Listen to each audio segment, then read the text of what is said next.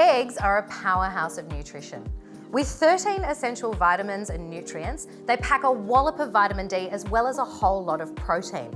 But there's still a little bit of misinformation out there about the goodness of eggs in our diet. One of the biggest questions that gets asked is, aren't eggs bad for our cholesterol?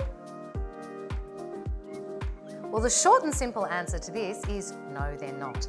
And the latest Heart Foundation recommendations put no limit on how many eggs a healthy person can eat each week. Research from the CSIRO says that eggs can be eaten and enjoyed every single day, and the Australian Dietary Guidelines from the National Health and Medical Research Council say that eating eggs every single day is not associated with increased risks of coronary heart disease.